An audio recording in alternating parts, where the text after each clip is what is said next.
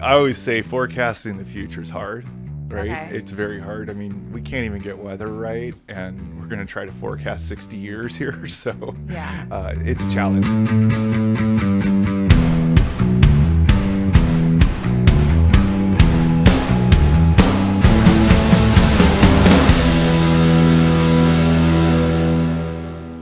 So Brian, what's my number? If I could retire today, what does it need to be? Gosh, you come in hot. That's a tough question. Actually, it's a very common question to be frank. Like they've been taught, like this industry has taught them you can have this number. There's marketing out there. What's your number? That kind of thing. And people hate this answer, but it's true. It depends. Oh, geez. And I get no answer. I get an it depends. You get it's an it depends. So the reality is some people can have a number and they can go down that path and anchor to it. But as we talked about on previous episodes, circumstances change and things shift. And if you've anchored to a number and that number is now 5 or 10 years old and your life's changed or your needs have changed, like that number could no longer be relevant. So when you're saying a number, you're saying a dollar amount that I have to hit, right? Like typically people will look and they'll go, okay, if I have, and we'll just use generic, if I have $1 million in the bank or in assets that are liquid or something that they could spend down over time, is that enough? Yeah. And when you say liquid, you're saying not including your house. You're talking about just assets that we've saved in like a account. Typically, unless this was. Oh man, see, you're going unless, legally here. So sometimes that number will include. Sometimes people will include their home equity in that because, let's say they live in, a very expensive real estate market and they have a very expensive home that they eventually want to liquidate and downsize to something more modest and simple because that's just not what they need anymore. Sometimes you will see that number, that equity number, part of it come into the retirement number because they're expecting that money to come in at some point. And obviously with the market, that can change too. Sometimes your house is worth more, sometimes less. So obviously that depends too. Yeah. I mean, like if you're trying to sell into a market like this in a lot of locations, it's soft right now. It's really hard because mortgage rates are so high, the buyer pool's dried up. You may not get that money very soon. Okay. So that one's a hard one. But I always tell people, well, what's that? And we used a generic number. What's that $1 million made up of? Is it in a 401k that was all pre-tax? Or is it $1 million that's sitting after tax just in things that you've already paid the income tax on it? You'll have to possibly pay interest income tax or capital gains tax on when you liquidate it. But if you have $1 million in a 401k and you've never been taxed on that money, like you might look at that and go, okay, I could spend $40,000 a year out of there and I think I'll be okay. The reality is if you take $40,000 out of that account, you're going to end up with less than $40,000 to spend. Why is that? Taxes. So those always get in the way, right? Those taxes, you have to pay your taxes. That's the reality here. But when you're thinking about retirement, like what are we thinking about then? Like what are the things that we need to make sure, like, if I'm ready to retire now or I want to have a plan, like what are the factors that I need to look at? So factors are how long you'll be retired, right? How many years? So how do you guess that? So if somebody comes to me and they're 40 and they're like, what's my number? I'm like, well, we potentially just given, maybe you have good genetics, maybe good family history, medicine's better, but you have potentially a 60-year time horizon to plan for. That's crazy. You don't even think about that. Your eyes kind of pop and go, 60 years? Like you're essentially going to be retired almost 2.5 times longer than you worked. Yeah. Now, if you have a very short lifespan, it's very easy to plan for retirement, right? But no one knows what that number is going to be. So a common one that we get is people will take that lump sum or whatever and assume 4% against it. And that was kind of like a good thumb in the air guess, but And when you say 4%, like expand on that. What does that mean? Like 4% you're distributing, 4% you're earning. Like what does that mean? Yeah, we'll go back to the $1 million example, right? So it's $40,000 a year that you could take out in theory. Okay. That was that number essentially. You could take 40,000 out, and if you can survive on 40,000 a year, and that covers all your goals and expenses and surprises, then you could in theory take it out. But I love the surprises. I think that's an important one because, like you said, it kind of evolves, it changes. Like you can't really think of everything and plan for everything as much as someone like me and you probably want to. Yeah, I always say forecasting the future is hard, right? Okay. It's very hard. I mean, we can't even get weather right, and we're going to try to forecast 60 years here. So it's a challenge, but that was the math behind it. And what you're essentially assuming is that $1 million, that generic $1 million is earning a certain amount of money too at the same time. Okay. At the point you're pulling out 4%, and can you hurdle that? And you might have a little bit of a shortfall if you're very conservative and you're only earning 4 or 5%, but it's just really trying to plan out when does that $1 million run to zero? And that's really the timeline. It's like, how long can you do that 4% for before it has a potential to zero? So the risk that we always talk about is if you have $1 million, and let's just say you're in a balanced type portfolio, meaning you're not taking full stock market risk, you're not taking full just safe haven bond type risk. If you have a blend between the two, okay, you might earn, with today's rates, you might earn 6%, and it's not guaranteed, right? Because it's going to go through these fluctuations through time. And that 4% thing has always been kind of a rule of thumb, but we kind of take it step back and say, okay, whoever spends linearly exactly every year that same dollar amount, right? No one. It's always this happened. Like you get the call, oh, this happened, I wasn't anticipating it, or we decided we needed to do this and the expenses shoot double for the year. So that one's always a good, call it thumb in the air, but we like to drill down further to really see, like, okay, let's lay out what the financial goals are and really put it against the assets and see how long they can really run before somebody decides to make that retirement decision. So when we talked about saying it depends, so like what if they came to you and they want to spend way more than 4%? Like how do you plan for something like that? I do deer in headlights first. That's usually, we like the term fearless conversations.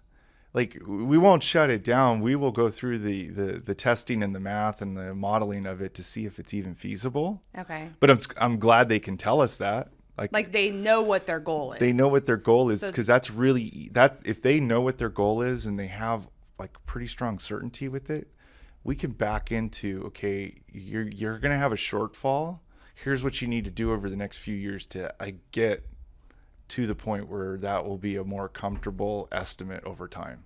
So if that were to happen, like give me some examples of things that you would suggest. Like I'm guessing it's like, okay, you can't retire now, but like, do you give them a timeline? Do you give them new savings goals? Like what are some factors that you do to make sure they can hit those goals? Ooh, you're going to like this again. It depends. Of course it does. It does, right? So you can come at it two ways, and it's usually the best way to do it is give people options. Like, don't you like options so you can choose? You don't feel like you're told one? I don't know. I'm actually not someone that likes a lot of options. Oh, see, I usually like give me some options. Like, tell me what my choices are. I'm actually like, tell me what to do. Oh, that's true. So you can't retire. And then I'll execute. So in your case, like if you want to be told, what do I do to hit this? It's probably going to be a savings goal.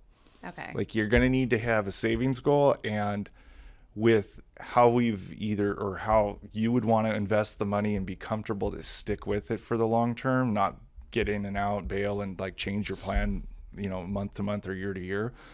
With you, it'd probably be more of a, hey, you're saving this right now. You're going to need to bump that up and maybe sacrifice some things right now in order to hit that point. And we can kind of give you an age range within some Okay. Some like, you can't say like, when you turn 66 in 2 months, you're going to be okay. It might be, That's actually what I want. you might be told, hey, between current age and 66, we're going to need to keep running this year over year over year just to kind of give you confidence. Like, are we getting close to that goal? Is it getting more achievable? And it might be a range. It might be 65 to 67 or 65 to 68. There might need some wiggle room in there. And it all depends, because no one knows what financial markets are going to produce for them over the long term, right? We have best guesses, but they're not foretold that that's going to happen. So it might shift your goals. It might shift your timeline around a little bit. And it sounds like it would be a budgeting exercise too. It would have to be. We need to adjust some things here. We need Right. to put more things in these buckets. Right.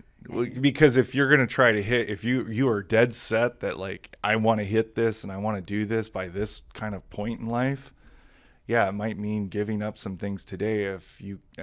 Unless you just have unlimited savings ability, right? Most people don't. Most people, yeah. Well, are there any other things that you could do? Because you always hear about kind of these side hustles or these real estate deals. Like, is there something else that could help with that, or do you not usually recommend that? Do you like? So I make sure I understand the question. I'm going to reverse on you a little bit here. Good. So.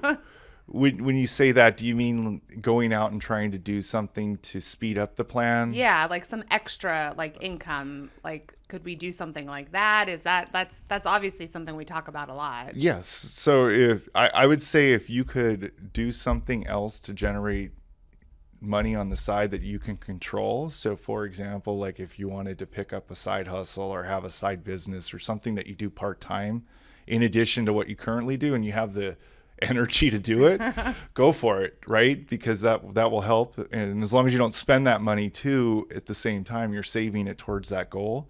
That's a good way to go about it. The one that I've seen it work in certain cases where people go and do something, I'd say extra risky to try to speed up the asset growth, meaning the money they have. Sometimes it works, right? Like they hit and they've grown. Like, what's extra risky? Like, maybe give us some examples. So maybe you go into some private real estate deals with like a partner or something, and you have this model that you're going to work out and you can make 20% a year or more. Okay. And you're going to concentrate just in that. Like you're going to take all your money out and put it just into you're taking all your money well, out. or whatever. You got to move the needle somehow, right? Maybe it's half or a portion. But a portion. But if you're like, I can't do this like 6% forecast as a balanced investor, and that's just a generic middle of the road. That's not everybody, but if you're like, I can't get there with a 6% return, I need a 15% return year over year consistently until I hit that point, you're going to have to take a risk. And you have to understand, you might hear about the successes with that. There's a lot of failures, right? Yeah, no one likes to talk about the failures, no, just like the successes. Whatever business model you went into or whatever model you went into to generate those kind of returns can go sideways. And what do you do then? You might be told at that point, well, it's not coming back. Now your goal just got pushed out because you lost that money or you didn't really earn that return. Yeah, so it could take you backwards, I guess, is what you're trying to say. That's right. Okay. Yeah. And a lot of people don't like that trade-off, but they're, personalities. Some people they made a bunch of money with risk and they've gone from boom to bust multiple times and they're like, I could do this again. Yeah. I've ridden the cycle. I know those people, actually. Yeah. I'm not one of them, but, certain people have that attribute and, I kind of admire it because they in certain cases they're really resilient. Like when they go bust, they don't like get down and like just stay down. They try to get back up quickly, and it's just kind of crazy to see like how they can stomach all that. Yeah. But yeah, that's the good number. But we always get asked, how much do I need to retire? And people hate the answer. It depends, but that's really what people need to look at is their own situation, their own goals. Because there's no uniform answer out there that 4% is it. So lots of questions to ask yourself, like how long am I going to be retired? Like when do I want to retire? How much do I think I'm going to need? Obviously, lifestyle changes happen too as you age, and maybe you want to spend more than you did. Yeah. So okay, Yeah, the timeline, which that's the hard. I would say the timeline is probably first and foremost the hardest thing to guess or estimate, because no one knows really how long they're going to need to live or how long they're going to live.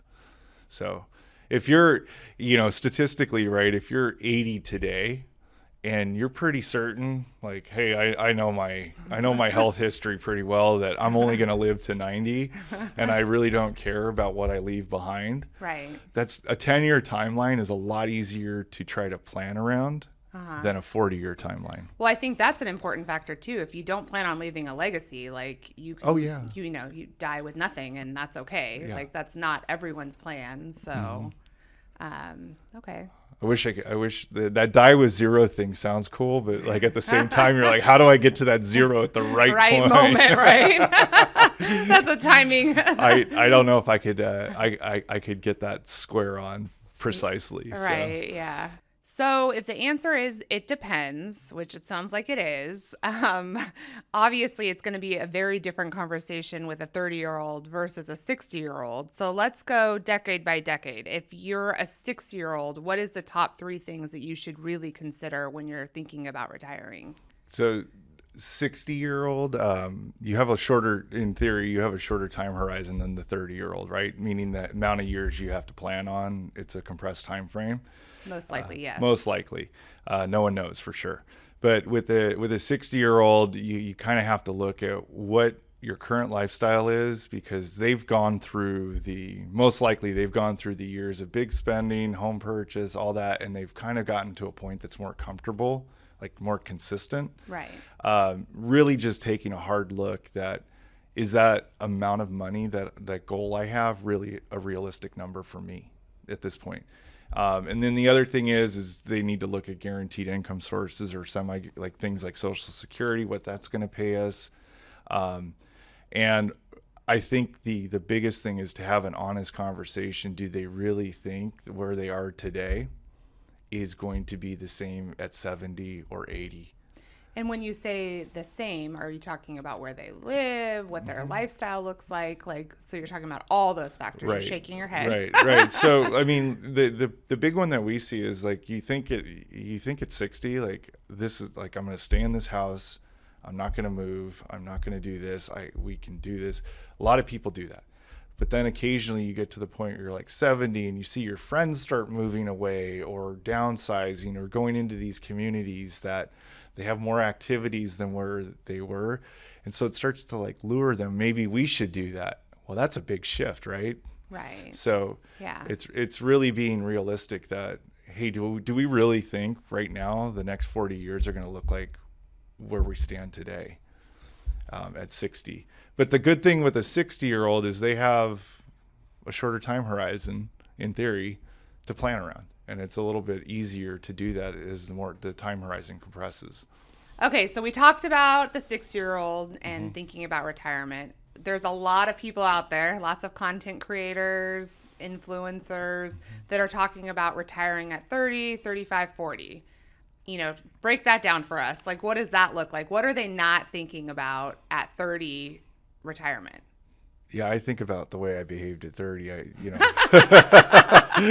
was more like, I was like, we've already passed that age. Yeah, we passed that. But you know what? I will say this: like, some of that content that is out there I actually don't look at it as a negative. I look at it as a positive, because a lot of it is pushing people to advance their savings efforts when they're young, and to do things and not say, I'll get to that in the future and I'll get to that, and then things come along and derail them. But it's really educating people to like, hey, if you do these like sacrificing things and you live a certain way and you can really accumulate a lot of money quickly and get to that point of financial freedom, like that's a lot better than, hey, I'm not going to save for retirement until I'm like 45 and it's too late. So I think Well, it's never too late. it's never too late, but but I think it's really good because it's pushing people to pay attention to. and they have these options.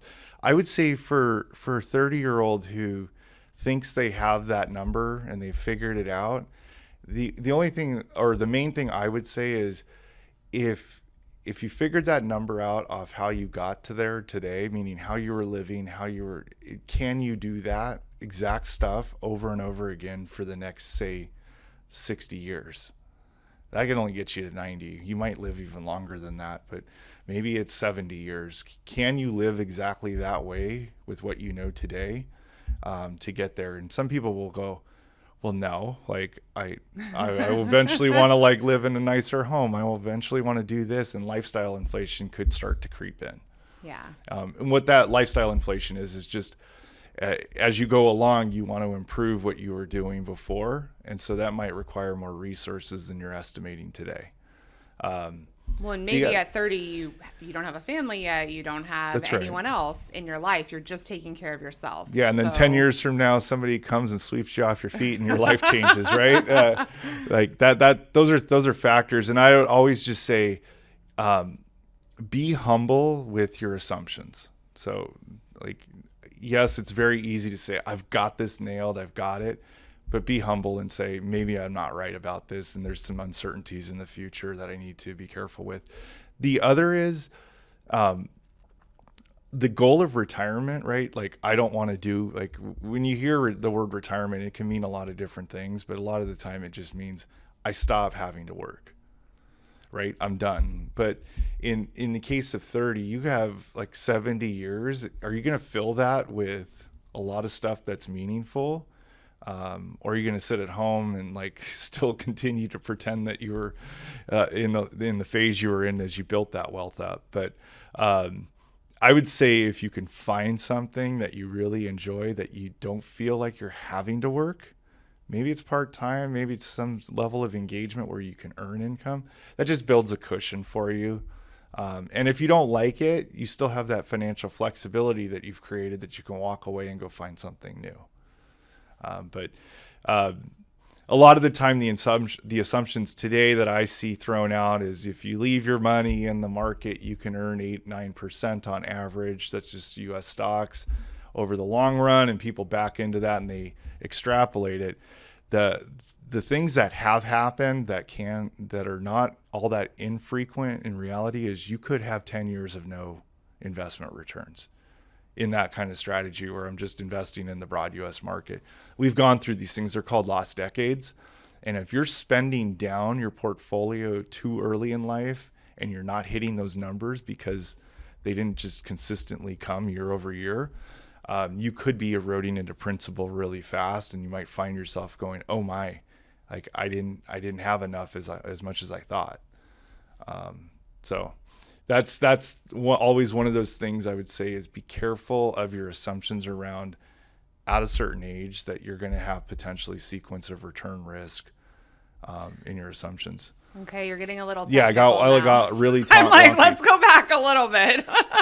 So like, let's say to get to that. What is sequence of returns? So because like, I'm like, you lost me there, Brian. Yeah. Averages always hide when you're looking at investment returns, averages always hide the volatility in short periods, right? Because you have these very long, it's typically done over a long period.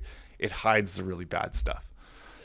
So a person, you pick any age and they start going into the spending mode from their portfolio or living off the returns of the portfolio or something like that. Let's say the market for two investors, they retire at different points in time, but they're going to live the same exact amount of years. The first person comes in and they get really good market returns in the first 5 years, possibly 10 years of their retirement. They end up way ahead.